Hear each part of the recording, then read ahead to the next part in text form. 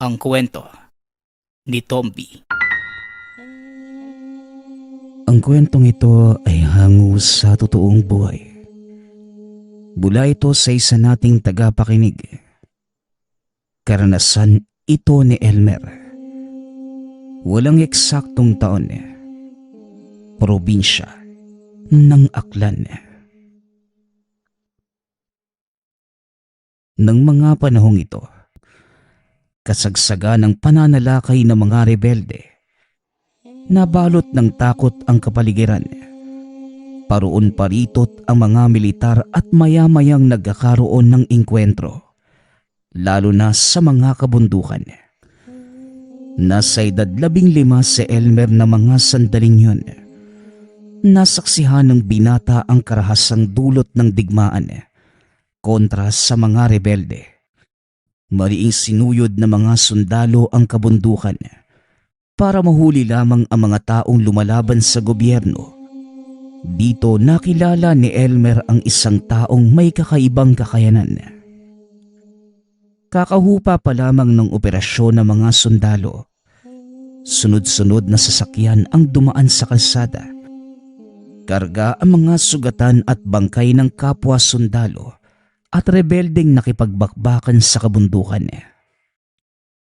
Dako, eto na naman ang mga sasakyan. Mukhang marami-rami ang napatay ng berdugo. Wika ni Tatay Regal. Berdugo, tay? Sino naman po yung tinutukoy mo? Mga sundalo at rebelde ang nagbakbakan sa kabundukan.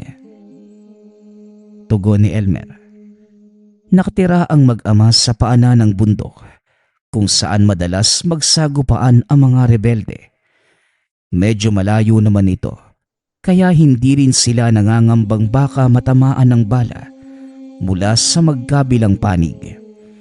At isa pa, napapaligiran ng makapal na tubuhan ang kanilang tahanan, kaya hindi na ito masyadong napapansin. Maliban na lang kung titignan nila ito mula sa itaas o hindi naman kaya pagkatapos ng gapasan ng tubo. Babaya, makikita mo siya. Kadalasan buwababa ng bundok ang taong sinasabi ko para bumili ng tuba at dito siya dumaraan para makaiwas sa maraming tao. Hindi naman ito gaanong binigyan ng pansin ni Elmer. Sa halip, nagpaalam ito sa ama na kukunin ang kanilang alagang kalabaw. Habang naglalakad pababa ng sapa, napansin ng binata ang mga kalalakihang naglalakad. May dalang baril ang mga ito. Dali-daling nagtago sa pilapil ang binata dahil alam niyang rebelde ang mga ito. Pinagmamasdan ni Elmer ang ginagawa nila. Tila may kung anong hinahanap. Inantay niyang makalampas ang mga kalalakihan. Pagkatapos ay dali-dali itong nagpunta sa pinagtalian ng kalabaw.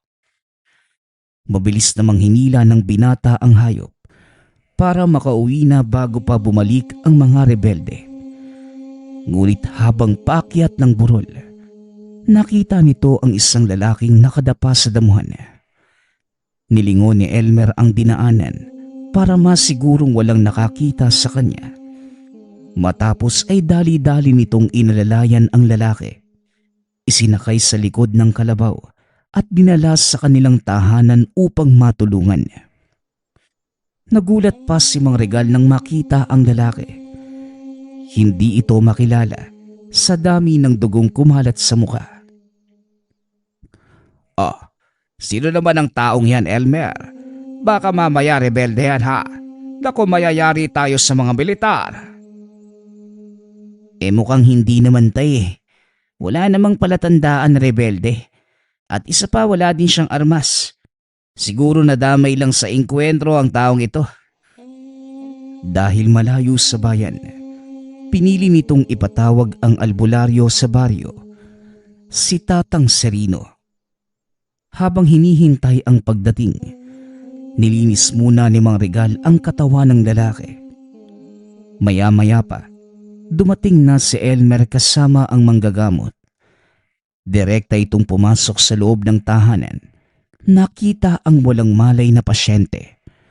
Tadtad ng sugat ang buong katawan na tila mula sa matatalas na patalim. Bagay na pinagtataka din ni Mang Regal. Kung nadamay sa engkwentro ang taong iyan, bakit wala siyang tama ng barel? Oo, tama ka. Ang mga sugat na ito ay gawa ng patalim. Napakatalas ng sandatang yon dahil napakalinis ng sugat. Sa oras na magsara ang mga ito, wala kang makikitang pilat. Wika ni Tatang Serino.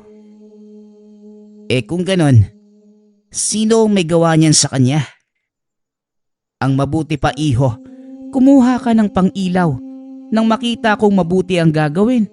Kailangang tahiin ang mga sugat na ito. Kumuha ka rin ng ilang hibla ng buhok mula sa buntot ng kalabaw nyo. Mabilis na kinuha ni Elmer ang mga kandila at hibla ng buhok mula sa buntot ng kalabaw. Pagkabalik ng silid, sinimula ni Tatang Serino ang panggagamot. Tinahi nito ang mga sugat hanggang sa tuluyang tumigil ang pagdurugo. Habang nililinis ang balat ng pasyente, biglang napatingin ang manggagamot kay Mang Regal. Regal, mukhang hindi pangkaraniwang tao ang napulot ng anak mo. Anong ibig mong sabihin, Tatang Sereno? Ang taong ito, walang iba kundi si Enoch, ang kilalang berdugo ng mga rebelde. Mahabaging langit. Ano bang naisip mo, Elmer? Bakit mo siya tinulungan? Hindi ko naman po alam na siya pala si Enoch. Ang alam ko lang, kailangan po niya ng tulong. Saka hindi naman siguro tayo sasaktan ng taong yan. Hindi mo kilala ang taong ito. Mahigit 100 sundalo ang pinatay niya. Yan ang usap-usapan sa kabisera. At kasalukuyan siyang pinaghahanap ng mga sundalo. Bago ko makita yung taong yan, napansin ko yung grupo ng mga rebelde sa sapa na parang may hinahanap. Mabuti na lang at hindi nila ako napansin. Kung pinaghahanap siya ng mga sundalo, malamang ganon din yung kanyang mga kasamahan. Tama ka, Elmer. Kaya delikado kung may makakaalam ng kinaroroonan ng taong ito. Tatang Sereno, pwede bang wag mo nang sabihin sa iba ang tungkol rito? Ba't syempre naman, ako ang gumamot sa kanya at sa oras na malaman ng mga sundalong tinulungan ko ang taong ito, paniguradong pati ako mapapahamak. Sasabihin ko na lang sa asawa ko na naghilot ako ng nabaling binti ng kalabaw. Matapos gamutin ng pasyente, nagpaalam na itong aalis. Ngunit napakalakas ng bagsak ng ulan, kaya hindi ito nakatuloy. Hanggang sa inabot na ng gabi ang manggagamot sa tahanan nila Elmer. Dahil nabalot ng kuryosidad, kinuha nito ang pagkakataon para tanungin si Tatang Serino tungkol kay Enoch. Alam mo, iho, matagal ko nang kilala ang taong yan. Ang totoo, mag-aaral ko siya. Pero pakiusap, huwag mo ding sabihin sa ibang tungkol rito, ha? Ang mga malalaman mo at sikreto ko maging si Enoch. Nagsimula na itong magkwento. Ayon sa matanda, mabuting tao si Enoch nung nagsisimula pa lamang itong magsanay sa ilalim ng pagtuturo. Maraming natulungan si Enoch gamit ang mga natutunang kakayanan, hindi lamang sa panggagamot, kundi maging sa pang-araw-araw na buhay. Kinatatakutan si Enoch dahil sa kakayanang hindi tabla ng bala. Maging ang mga rebelde at militar, umiiwas sa tuwing makikita nilang naglalakad si Enoch sa daan. Walang sino man ang nagtatangkang gumawa ng masama sa kanilang lugar. Dahil sa oras na malaman ito ni Enoch, hindi ito nagdadalawang isip na parusahan ang taong yun. Depende sa bigat ng kasalanan, kung minsan ay pinuputulan niya ng kamay o hindi naman kaya ng buong braso ang mga taong nahuhuling magnakaw.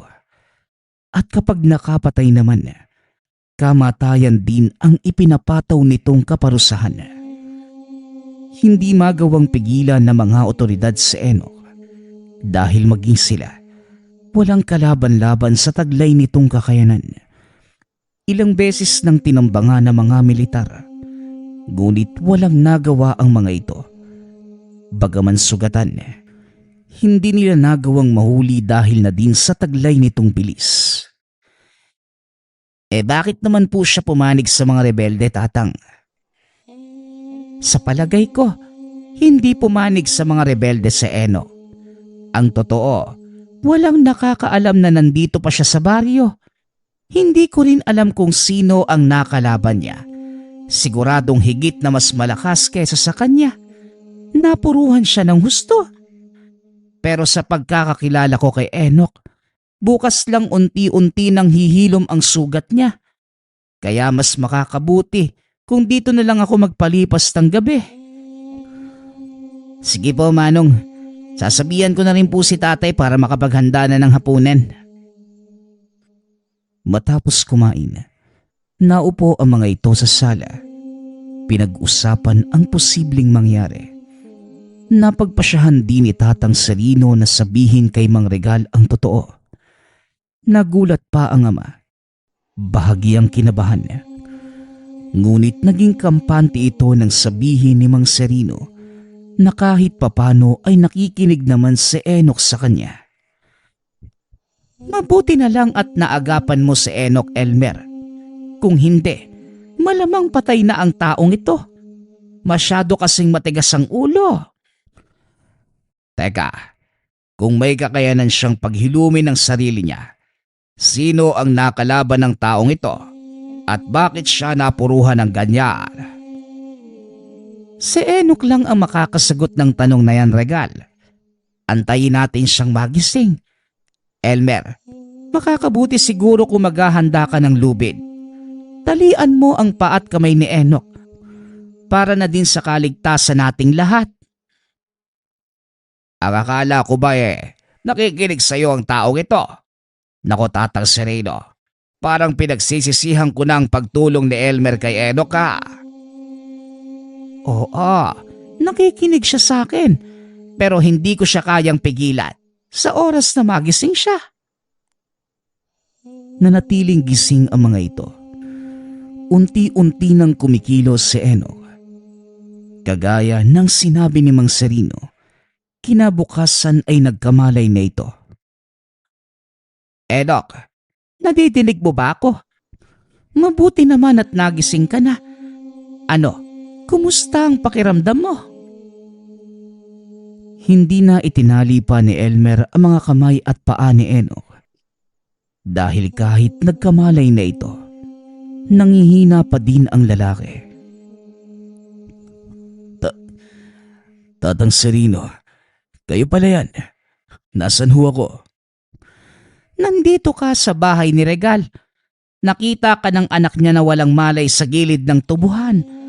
Halos patay ka na ng madatnan ko. Pasalamat ka at malayo-layo ang ospital sa baryong ito. Kung hindi, baka nasa pangangalaga ka na ng otoridad. Ano bang nangyari, Enoch? At paano kang napuruhan ng ganyan? Ang mga sundalo, may kasama silang aswang. At dahil hindi kinaya ng kasamahan ko ang pwersa ng kalaban, nagsipagtakbuhan sila. Naiwan ako nakikipagsagupaan pa. Sa palagay ko, sinadya nila ang lahat para ipaligpit ako. Mga traidor! Kung ganon, ang nangyaring engkwentro sa kabundukan nung nakaraang araw para iligpit ka. Anong ibig mong sabihin? Aswang? Paano nangyari yon? Babaya mo na tanungin ang mag-aaral mo. Ang mabuti pa, umigop ka muna ng mainit na sabaw, Enoch, para tuluyang manumbalik ang lakas mo. Maraming salamat sa inyo, Mang Regal, at sa anak mo. Malaki ang utang na loob ko sa kanya. Wika ni Enoch habang pilit na itinatayo ang sarili. Huwag mong pilitin ang sarili mo, Enoch. Masyadong malalim ang sugat mo sa tiyan. Maaari itong bumuka. Ano ba ang gamit na sandata ng kalaban mo at nagawa kanyang sugatan ng ganyan? Kagaya nga po ng sinabi ko, Tatang, aswang po ang nakalaban ko at may tangan itong mutya na bumasag sa kabal at kunat ko. Paanong nagkaroon ng aswang sa hanay ng mga militar? Hindi naman nagsasalita si Elmer. Pinakikiramdaman lamang ito ni Enoch. Hindi kasapi ng militar ang aswang na yon. Sa palagay ko, kinontrata lang din siya para ibang tapat sa akin. Kaya salamat sa anak mo dahil nagawa ko pang mabuhay. At sa oras na magkita kami ulit, sisiguraduhin kong siyang mamumulot ng bituka sa lupa. Nanatili ito sa tahanan nila Elmer sa loob ng mahabang panahon. Bagaman magaling na ang mga sugat, pinayuhan ito ni Tatang Serino na manatili muna sa lugar hanggat hindi pa humuhupa ang tensyon sa kabundukan. Tama si Tatang Serino mo, Enoch. Walang sino man ang maghihinalang nandito ka dahil wala namang pumupunta rito. Siya nga pala. Maya-maya lang uuwi na si Elmer. Inutusan ko siyang lumuwas ng bayan para magbenta ng mga alaga naming manok. At pagkarating ng anak ko, siya na muna ang makakasama mo rito. Sa loob ng ilang araw, kailangan kong puntahan ang aming palayan sa kabilang baryo. Gagapasin na ito at kailangan may magbabantay roon. Kinahapunan, dumating na si Elmer. Kinausap ito ng ama tungkol sa pananatili ni Enoch. Ikaw na muna ang bahala sa panauhin natin, anak. Tulungan mo siyang linisin ang mga sugat niya. Lalo na sa likod. Pahihirapan siyang abutin ng mga yon. Sige po, tay. Ako na pong bahala. Kinabukasan, maagang umalis ang matanda. Habang nagsisibak ng kahoy, nagulat ang binata dahil dinampot ni Enoch ang isa pang palakol. Tinulungan siya nito. Nako, Manong, di ka pa pwedeng gumawa ng mabibigat na bagay. Sariwa pa yung ilan sa mga sugat mo. Baka bumuka yan. Huwag mo kong alalahanin, bata. Magaling na ang mga sugat ko. Saka isa pa, nakakaburyong na maupo lang sa loob ng bahay eh. Siya nga pala, hindi pa ako nakakapagpasalamat sa pagliligtas mo sa akin. Salamat ha. Kung hindi dahil sa'yo, malamang pinagpipiestahan na ako ng mga bulate sa lupa. Nako, wala po yun, Manong. Masaya po ko't na nung balik na yung lakas nyo. Ano na po yung susunod nyong gagawin? Kagaya ng sinabi ni Tatang, mananatili muna ako rito at magpapalamig. Pero pagkatapos, hahanapin ko yung aswang na yon at pupugutan ko mismo ng ulo. Medyo nakakatakot ito kapag nagsasalita. Ngunit nararamdaman ni Elmer na mabuti itong tao. Habang sabay na nagsisibak ng kahoy, napansin ng binata ang mga pilat sa katawan ni Enoch. Maliban sa mga bagong sugat, mas lalong nakaagaw ng atensyon ng binata ay ang mga tattoo nito. Manong, pwede ko po bang malaman kung ano yung mga tattoo yan? Ito ba? Mga dasal yan. Si Tatang Serino ang naglagay nung nagsasanay pa lang ako sa kanya. Pamproteksyon at kabal. Ito ang dahilan kung bakit hindi ako tinatabla ng bala. Kung meron ka naman yan, bakit nasugatan ka ng mga kalaban mo? Aswang ang nakalaban ko at may tangan siyang mutya na bumasag sa lahat ng depensa ko. Delikado pala kung haharapin mo siya uli. Paano mo siya matatalo ngayon, Manong? Kung sakaling magkasagupaan uli kayo.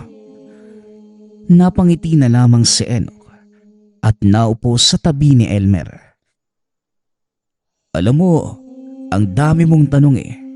Pero sige, sasagutin ko pa rin. Napapansin mo ba ang mga pilat ko sa katawan? Hindi lang isa, 2 o 3 beses akong kamuntikang mapahamak. Pero bawat kabiguan, kinapupulutan ko ng aral at pinaghahandaan para kung sakaling mapunta man ako sa parehong sitwasyon, alam ko na yung gagawin. Napaghandaan ko na ang susunod naming pagharap. Kaya nga nandito ako ngayon dahil hinihintay kong matapos ni Tatang Serino ang ginagawa niyang kabal. Mahirap po bang mag-aral ng lihim na karunungan, Manong? Pasensya na po kung matanong ako Gusto ko lang po talagang maunawaan kung bakit may mga taong kagaya nyo na nag-aaral nito at para saan. Hindi mahirap ang pag-aaral ng lihim na karunungan, bata. Napakadali lang namang kabisaduhin ng mga dasal Pero ang mahirap, ang pagsubok na maaari mong pagdaanan habang nasa kalagitnaan ka ng pagsasanay. Susubukin ito ang katatagan ng iyong isipan at damdamin. Nandyan pa ang mga tukso ng demonyo na pilit kang hihilahin hanggang sa gugustuhin mo ng sumuko. Maraming bagay pa ang natutunan ng binata mula sa kanya. Ngunit isang babala ang binigay sa kanya ni Enoch. Pero kung ako sa iyo, Elmer, huwag mo nang tangkain pang pag-aralan ng lihim na karunungan. Magugulo lang ang buhay mo. Mas maganda pa ding mamuhay ka ng payapa at normal. Ang importante lang naman, marunong kang rumespeto sa kapwa mo. Nang sa ganon, rerespetuhin ka rin nila. Kinahaponan, habang nagpapasok na mga tuyong kahoy, dumating si Tatang Serino na may dalang pagkain para kay Enoch. Hindi pa gaanong naghihilom ang mga sugat mo, Enoch. Bakit ka nagbubuhat ng mabibigat? Wala po ito, Tatang. Kaya ko naman Isa pa, mabilis lang na gumaling ang mga sugat ko. Halos hindi ko na nga nararamdaman yung sakit Bueno, may dala akong pagkain. At eto, natapos ko nang gawin ang habak na sinasabi mo. Pero hindi ka pa din pwedeng umalis. Nasa paligid pa ng kabundukan ang mga militar. Hindi lang po militar ang kailangan kong iwasan, Manong. Pati ang mga rebelde. Mga traidor sila. Kaya lang naman ako napasama sa kanilang pangkat. Dahil sinabi ni Commander na isang kriminal ang kanilang papatayin nung gabi bago ang engkwentro. Hindi ko naman alam na isa palang paring tumutulong sa mga sugatang sundalo ang gusto nilang ipatumba. Kaya nga noon pa man, sinasabi ko na sa'yo na walang maidudulot na kabutihan ng ginagawa mo. Oo, nalilinis mo ang kasamaan, pero hindi mo pwedeng ipaunawa sa batas na mabuti ang iyong hangarin. Dahil una sa lahat, labag sa alituntunin ng tao ang pagkitil ng buhay ng iba. Kahit gaano pa kalinis ang iyong intensyon, masama ka pa din sa tingin ng batas. Alam ko naman po yun, Tatang. Pero wala na ako magagawa. Hindi ako nakinig sa inyo nung una Binairal ko ang galit at nagpadala ako sa bugso ng damdamin. Kaya ito ako ngayon. Wala nang takas sa kumunoy na kinasadlakan ng buhay ko. Siya nga pala, Elmer. Nadaanan ko ang tatay mo. Ibinili niyang pumunta ka roon sa palayan niyo. Mukhang kinakailangan niya ng kasama sa pagbabantay ng mga naipagpag ng palay. Sumasalakay na naman ang mga magnanakaw Enoch, ang mabuti pa sumama ka sa kanila. Nang sa ganon, may makatuwang yumatanda kung sakaling may magtangkang magnakaw ng mga inaning palay. Walang problema sa akin yan, Tatang. Mas mabuti nga yun, para makapaglakad-lakad naman ako. Sige po, Tatang. Ihahanda ko lang po yung mga gamit. Pagkatapos kong pakainin yung mga alaga namin, tutuloy na kami doon sa palayan. Medyo paggabi na nang lumakad ang dalawa. Sinadya ito ni Enoch para walang masyadong makapansin sa kanila at para hindi malaman ng mga taga-baryo na pansamantala itong naninirahan sa tahanan nila Elmer. Ilang sandali pa, narating na ng mga ito ang palayan. Nakita nilang may siga sa harapan ng kubo kung saan nakalatag ang mga uhay na hindi pa napapagpag at ang mga sako ng palay. Nakaupo ang matanda sa atangan ng kubo habang nagmamasid-masid sa paligid. Magandang gabi po, tay. Pasensya na at medyo ginabi kami ng dating, ha. Kinakailangan pa naming tapusin yung gawain sa bahay bago tumuloy. Ayos lang, Elmer. Mabuti naman at nandito ka din, Enoch. Ano, kumusta na ba ang mga sugat mo? Maayos na po ang pakiramdam ko, Manong. Maraming salamat po sa inyo. Eto, nagdala kami ng makakain. Saka, dumaan na rin kami ni Elmer sa kabisera para bumili ng 1 galon ng tuba. Pampainit lang ng katawan. Habang masayang nagkwekwentuhan ang mga ito, tila nawala sa isip ng mag-ama ang takot sa lalaki. Sa kabila ng katotohanang ang kaharap nila ng mga sandaling yun ay ang kilalang berdugo. Nagsalitan ang mga ito sa pagbabantay ng mga palay. Wala namang nangyaring kakaiba ng gabing yun.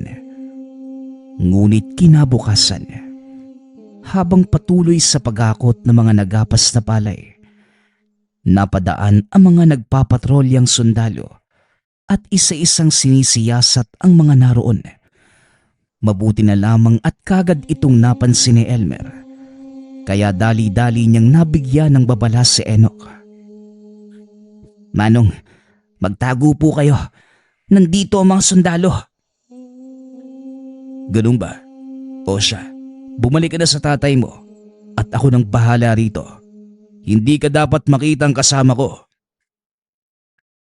Dali-dali itong umakyat sa puno. Laking gulat ni Elmer dahil biglang nawala sa paningin ang lalaki. Tanggalin niyo mga takip sa inyong muka. May hinahanap lang kaming tao. Wika ng isa sa mga sundalo.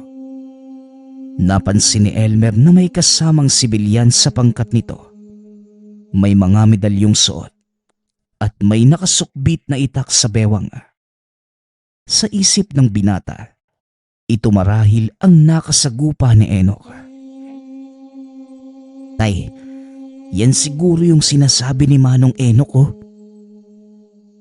Huwag kang maingay. Mamaya madinig ka ng mga yan. Mapaghinalaan pa tayo. Maya-maya ay napalingon sa kanila ang isa sa mga sundalo. Tinawag ang mag-ama. Hoy kayo dyan, hindi nyo ba nadinig yung sinabi namin? Pupunta kayo rito at tanggalin nyo yung mga takip sa mukha nyo. Dali-dali namang sumunod ang dalawa. Pagkarating doon, nilapitan sila ng sibilyang kasama ng mga sundalo. Tinignan mula ulo hanggang paa si Elmer. Inamoy pa nito ang binata na parang aso. Wala rito ang hinahanap natin. Ngunit patuloy itong nakatitig kay Elmer. Nakahinga lamang ng maluwag ang mga tao at nagpatuloy sa pagtatrabaho nang magpasya ang mga sundalong umalis na sa lugar. Nang masiguro namang wala ng panganib, dali-daling bumaba ng puno si Enoch at nilapitan ang mag-ama. Manong, pasensya na kayo pero hindi po tayo pwedeng umuwi sa bahay niyo. Ang taong kasama ng mga sundalo, siya po mismo nakasagupa ko. Alam niyang kasama niyo ko at siguradong mamayang gabi, hindi yun magdadalawang isip na sugurin tayo. Kung ganon, ano ang mas makakabuti, Enoch? Ihatid ko po muna kayo sa bahay ni Tatang Serino. Ako na po yung bahalang magpaliwanag sa kanya. Sa ngayon, bilisan na natin bago pa magdilim. iniwan ng mga ito ang gapasan. Ipinagkatiwala sa mga tao ang naaning palay. Kampante naman ang matandang walang magnanakaw sa mga ito dahil na din sa presensya ng mga sundalo sa lugar. Pagkarating naman sa tahanan ni Tatang Serino, ipinaliwanag ni Enoch ang mga nangyari. Pumayag naman ang manggagamot na pansamantalang manatili sina Elmer sa tahanan nito. Mas mabuting ang dumito na muna kayo, Regal. Masyadong mapanganib kung uuwi kayo sa bahay nyo. Siguradong natuntun na ng kalaban si Enoch. Pero ano ang binabalak mo? Ako na po ang harap sa kanila. Maiwan kayong dalawa rito, Mang Regal. At huwag kayong susunod sa bahay ninyo. Doon ko sila kakatagpuin. Dalhin mo ang itak na ito. Alam kong wala na ang mga sandata mo. At ito na lamang ang tanging naiwan. Iniabot nito kay Enoch ang isang ginunting. Maraming salamat, Manong. Sapat na ang sandatang to para malabanan ko ng harapan si Pasyo. Matapos ang pag-uusap, kagad na itong lumakad. Lingid sa kalaman ng lahat na sinunda ni Elmer ang lalaki, pauwi ng tahanan. Hindi naman ito namalaya ni Enoch dahil nagmamadali na itong makarating sa lugar. Papadilim na ng mga oras na yun at dahil walang tao sa bahay, wala ding ilaw na nakasindi. Marahang naglakad si Enoch papasok ng bakuran. Naupo ito sa atangan ng tahanan. Nagmasid naman sa malayo si Elmer dahil gusto nitong makita ang labanan sa pagitan ng aswang at ng berdugo. Ilang oras na ang nakalilipas, ngunit wala pa ring dumarating na kalaban. Halos makaidlip na si Elmer sa kinauupuan. Tadtad na din ng kagat ng lamok ang braso at binti. Ngunit hindi siya pwedeng gumawa ng ingay dahil malalaman ni Enoch na naroon siya sa lugar. Sa kasamaang palad, habang nagmamasid, isang lalaki ang biglang naupo sa tabi ng binata at nagsalita. Alam mo bang masama ang nakiusyoso? Yan ang problema sa inyong kabataan. Mahilig kayong sumuway sa mga bilin sa inyo. Hayan tuloy, napapahama kayo. Wika ng lalaki. Hinawakan nito si Elmer sa braso. Binitbit papunta kay Enoch. Napatayo naman si Enoch nang makita ang binatang kasama ni Pasyo. Elmer, anong ginagawa mo rito? Hindi ba't sinabi kong huwag kang susunod? Pasyo, bitawan mo si Elmer. Wala siyang kinalaman dito. Walang kinalaman.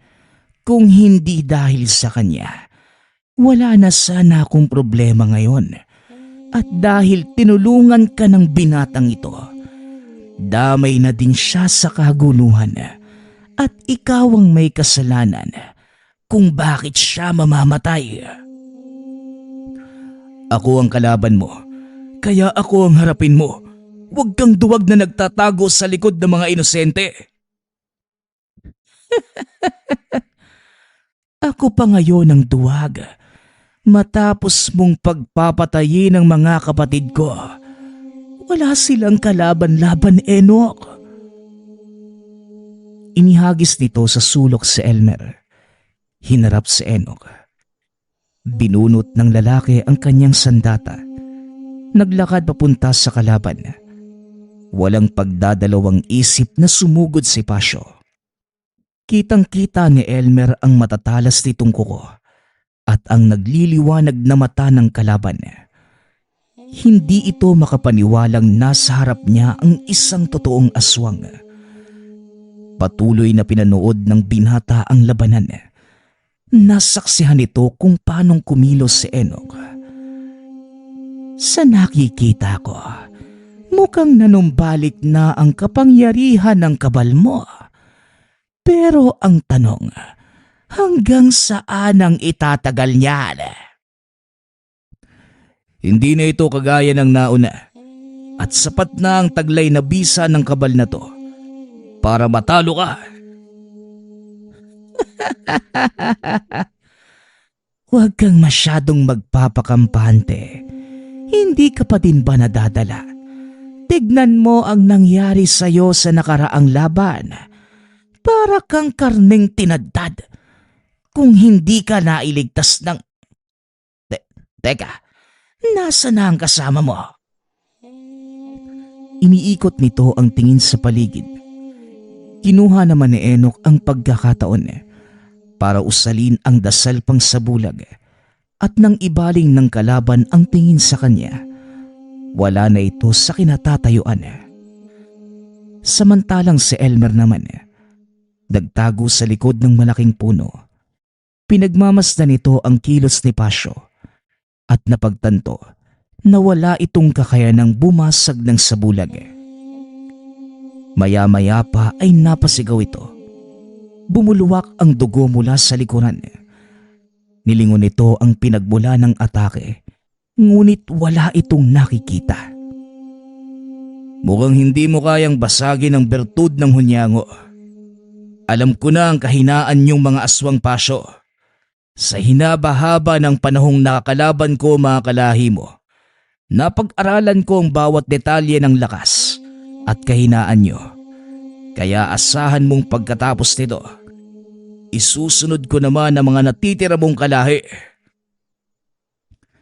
Hindi pa rin malaman ni Pasio kung saan nanggagaling ang boses, hanggang sa muling sumalakay si Enoch at sa pagkakataong yun, isang malaking hiwa sa dibdib naman ang binigay nito, dahilan para mapaluhod si Pasio at tuluyang manghina. Walang hiya ka. Anong ginawa mo sa katawan ko? Bakit hindi ako makagalaw? Ang ginunting na ito, inilubog sa dugo ng babaeng usa. Alam kong lason yun para sa inyo. Unti-unti nitong pahihinain ang pisikal mong lakas hanggang sa tuluyang maparalisa ang mga lamang loob mo. Dahan-dahang dinghihin to ang tibok ng puso mo na parang may kung anong pumipiga. Wala na ding hangin na papasok sa baga mo at unti-unti itong mamamatay. Kasabay nun, ang pagsabog ng mga ugat sa utak mo dahil hindi na nakakababa ang dugo mula sa ulo mo. Maya-maya pa ay lumabas na sa ilong, tenga at mata nito ang dugo. Bigla na lamang itong natumba. Hinawakan ni Enoch ang buhok ni Pasio at dahan-dahan itong itinaas. Alam kong buhay ka pa, Pasio. May mga huling habiling ka pa ba? Sabihin mo na nang maiparating ko sa mga kaanak mo sa oras na makaharap ko sila. Walang hiya ka. Oo, natalo mo ko ngayon.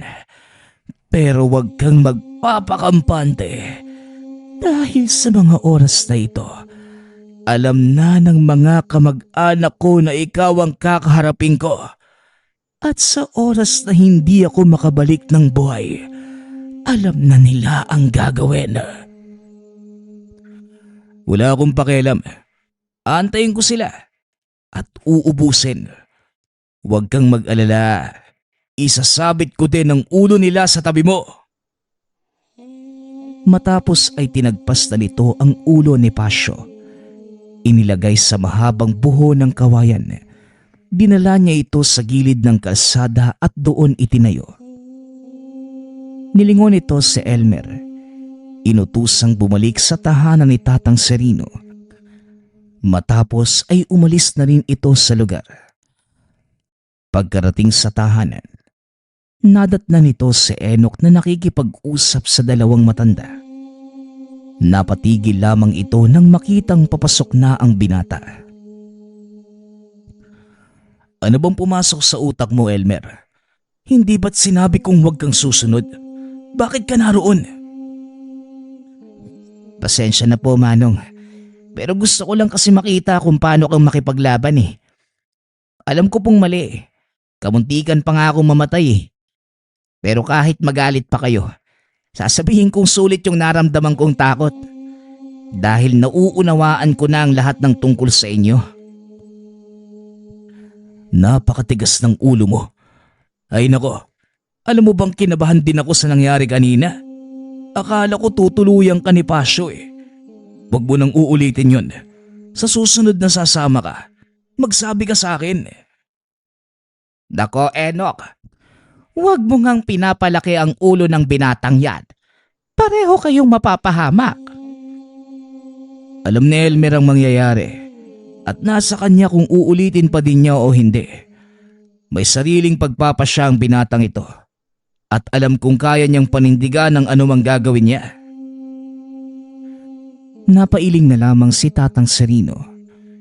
Hindi naman makapagsalita si Mang Regal. O Regal, anong nangyari sa'yo? Parang napakuyang dila mo ha? Ay nako, Tatang Sereno. Sino ba naman ang hindi matutulala? Kamunti ka ng lapain ng aswang ang anak ko. Hindi naman siguro gagawin ni Pasyo yon. Nabibilang siya sa angka ng mga aswang na hindi kumakain ng tao. Kinukuha nila ang lakas mula sa isang bertud na hawak ng kanilang patriarka at yun ang kailangang paghandaan ni Enoch. Dahil anumang oras, malalaman na nito na wala na ang isa sa kanyang mga galamay. Nang mga oras na yun, kausap ni Enoch si Elmer. Samantalang ang dalawang matanda naman, magkaharap sa mesa habang umiinom ng tuba. Hindi mawala sa isipan ko kung bakit napakabilis maghilom ng sugat ni Enoch. Maaari mo bang sabihin sa akin ang dahilan, Tatang Sereno? Siguro nga, wala na akong dapat itago tungkol sa pagkatao ni Enoch. Naging malapit na din naman ako sa inyo. Si Enoch ang nakapatay sa kapatid ni Pasyo, na tagapagmana ng bertud ng kanilang angkan. Sa makatuwid, nasa loob ng katawan ni Enoch ang bertud na yon. Ito ang dahilan kung bakit napakabilis maghilom ng mga sugat niya at may kakayanan siyang gumamit ng malalakas na sabulag. Maliban pa rito, ang kaalaman niya sa lihim na karunungan, higit pa sa isang aswang ang kakayanang taglay ni Enoch. Siguro naswertehan lang siya ni Pasyo, kaya siya napuruhan ito. Lingid sa kaalaman ng matanda na nakatayo na sa likod nila ang dalawa. Umaga nang mangyari ang pagsalakay nila, Tatang, kaya hindi gumana yung bertud.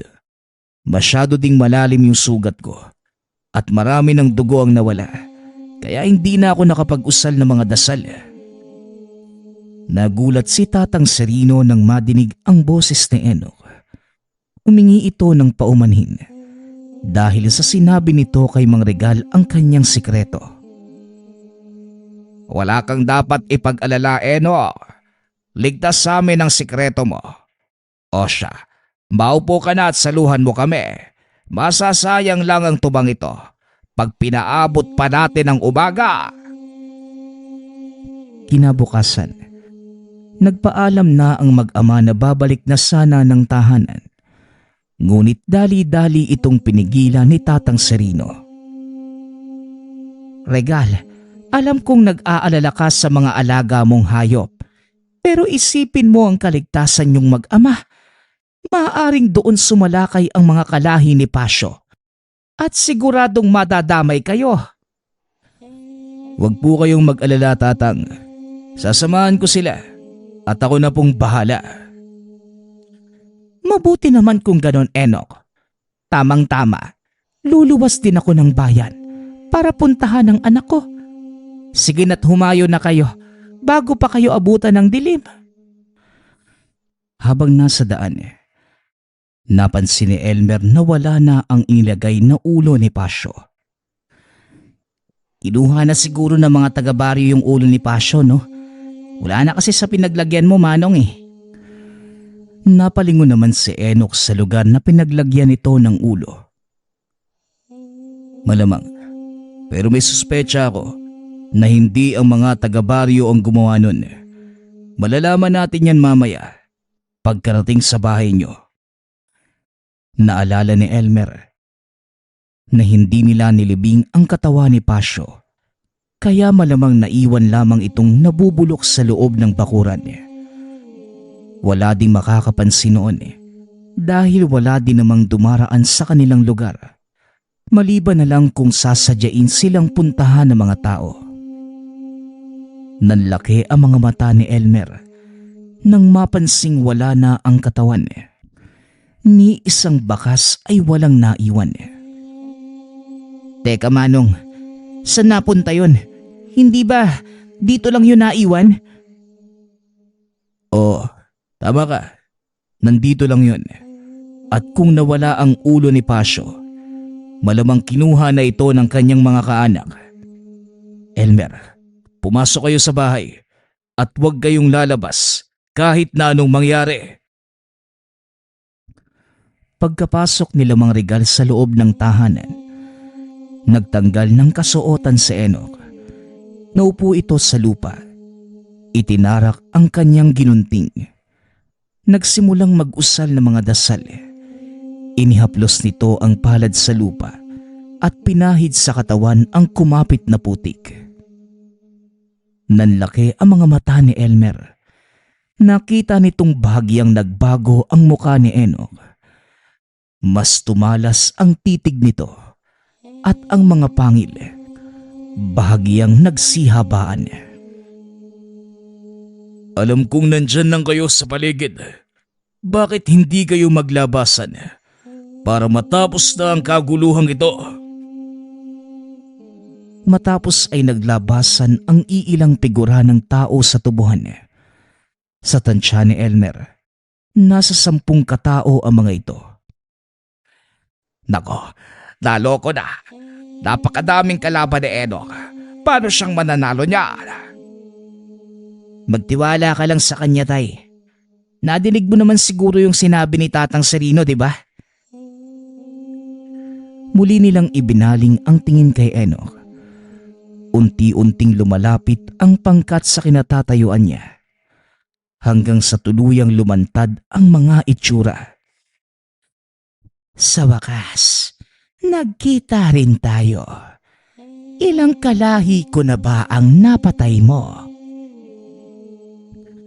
Di ko na mabilang at mukhang madaragdagan pa ito ngayon. Masyado kang mayabang. Hindi mo ba nakikita? 10 laban sa isa. Sa palagay mo pa rin, mananalo ka. Hindi usapin ang bilang dito, kundi ang kakayanan yung labanan ako. Matapos ay naglaho ito sa paningin ng kalaban. Maging sina Elmer, hindi alam kung nasan ito nagpunta. Isa-isa nang nagbagsakan ang mga kasamahan ng lalaki. Napasigaw pa ito sa sobrang galit. Lumabas ka! Lumaban ka ng patas! Ang lakas ng loob mong gamitin sa amin ang bertud ng aming ama. Hindi sumagot si Enoch. Patuloy pa rin sa pagbabagsakan ang mga kasamahan nito hanggang sa iilan na lamang ang natira. Mula sa 10, naging 3 na lang kayo. Ngayon, sabihin mo sa akin kung may kabuluhan ba ang bilang ninyo. Hindi pa rin ito nakikita ng kalaban. Harapin mo ko at pagbayaran mo ang kasalanang ginawa mo. Matapos ay bumagsak na din ang 2 pa nitong mga kasamahan. Bumubulwak ang dugo sa leeg ng mga ito mula sa matalas na sandata ni Enoch. Nakatayo lamang ang lalaki sa harapan ng kalaban. Tinitigan niya ito ng harapan na walang anumang ekspresyon sa mukha at sinabing, "Ngayon, tayong 2 na lang ang natitira. Gusto mong pagbayaran ko ang pagkamatay ng mga kauri mo? O sige, subukan mo." Sinugod ito ng kalaban. Ngunit isang malakas sa suntok sa sikmura ang ibinigay ni Enoch. Muling isinilid ang sandata sa talukab. Nilabanan niya ito gamit ang kanyang kamao. Tuloy-tuloy lamang sa pag-atake ang kalaban. Ngunit hindi nito magawang sugatan si Enoch. Anong ginawa mo? Bakit hindi tumatalab sa iyo ang mga kuko ko? Natuto na ako sa mga nakaraang kong karanasan. Salamat kay Pasyo dahil ibinunyag niya ang sekreto ng kakayanan niyo nung araw na magkasagupaan kami. Gumanti ng pag-atake sa Enoch. Sa bawat pagtama ng kamao sa katawan ng kalaban, ay siya namang pagbuluwak ng dugo sa bunganga nito. Hanggang sa hindi na kinaya ng katawan ng aswang ang mga parusang dulot ng suntok ni Enoch. Napaluhod na lamang ito sa lupa habang patuloy na sumusuka ng dugo. Hanggang dito na lang ang panggugulo nyo. Siguro naman, sapat na ang perwisyong dinulot nyo sa pagitan ng rebelde at mga sundalo. Salamat sa inyo dahil maraming tao ang nadamay. Hindi ba yon ang gusto ng pamahalaan? Ang magkaroon ng digmaan nang sa ganon, magkapera sila mula sa mga inaangkat na sandata. Iniutos lang din sa amin ang lahat, Enoch, at wala kaming pinagsisisihan doon. Kayong mga tao mismo ang naglalagay sa sarili nyo sa kapahamakan dahil sa kasakiman nyo sa pera. At ginamit naman ninyo ang kahinaan naming mga tao para maghasik ng kaguluhan. Pasensya na, pero hanggang dito ka na lang. Tama na ang ginawa niyong perwisyo. Hinawakan ni Enoch ang leeg ng kalaban. Binunot ang sandata. Sabay tarak sa katawan nito. Napangiti pa ang kalaban habang marahang binubunot ni Enoch ang kanyang sandata. Sa wakas, tapos na ang paghihirap ko.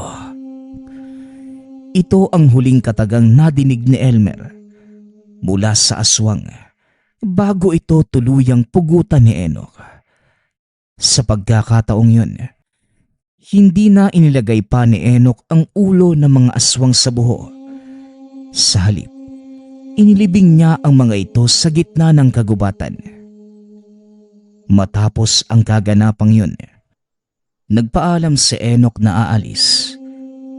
Bagaman labag sa kalooban ni Elmer, wala naman itong magagawa dahil hindi naman yun ang buhay na nakagisnan at nakasanayan ng kaibigan.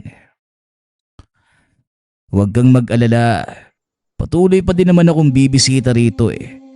Basta huwag ka lang magiging sanhi ng kaguluhan ha. Wala kang magiging problema sa akin, Elmer. Siguraduhin mo lang nadadalaw ka ha. Kung hindi, araw-araw akong iinom at magwawala sa baryo para lang magpakita ka. Ikaw, bahala ka. Tignan natin kung sinong magiging kahiya-hiya. Pero seryoso, Manong. Huwag mo sana kaming kakalimutan ha. Nandito lang yung bahay namin. Palaging bukas para sa'yo. Maraming salamat, Elmer. Malaki ang utang na loob ko sa inyong magama. At habang buhay ko itong tatanawin. Matapos ang pag-uusap na yon, hindi na muling nagpakita sa Enoch sa baryo. May ilang nakapagsabing napatay ito sa engkwentro. May ilan ding nagsasabing nakita nila itong pagala-gala sa syudad. Walang siguradong impormasyon tungkol sa totoong nangyari kay Enoch.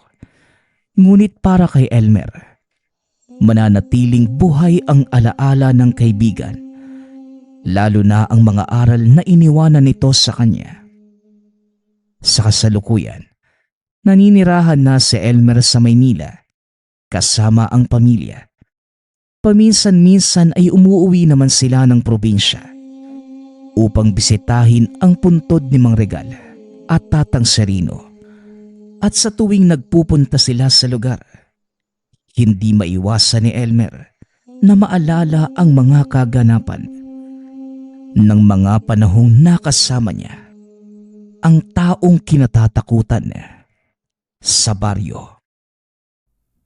Nagpapasalamat nga pala ako sa lahat ng sumusuporta sa ating channel. Nawa ay patuloy niyong suportahan at pakinggan ang ating mga kwento. Hanggang sa muling pakikinig.